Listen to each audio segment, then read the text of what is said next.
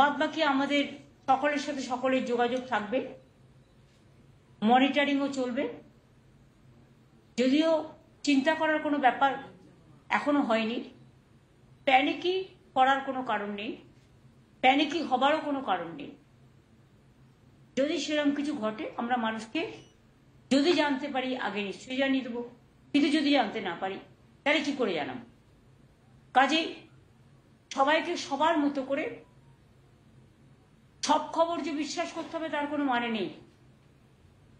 যারা বিভ্রান্তমূলক প্ররোচনামূলক খবর ছড়াবেন এখন,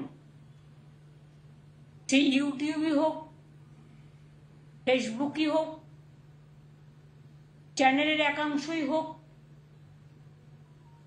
ডিজিটালের একাংশই হোক, তাদের বিরুদ্ধেও কিন্তু অ্যাকশন নেওয়ার জন্য গাইডলাইন্স আমাদের মিটিংয়ে জানানো হয়েছে এবং আমরাও জেনেছি। মনে রাখবেন, এটা টিআরপি বাড়ানোর সময় নয়, এটা দেশকে রক্ষার সময়।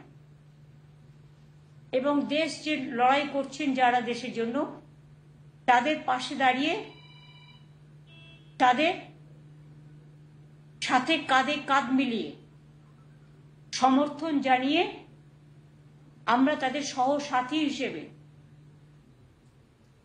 আমরা আমাদের দায়বদ্ধতা, আমাদের দায়িত্ব অ্যাজ এ কমন সিটিজেন, একজন সাধারণ নাগরিক হিসেবে আমরা সবাই পালন করব।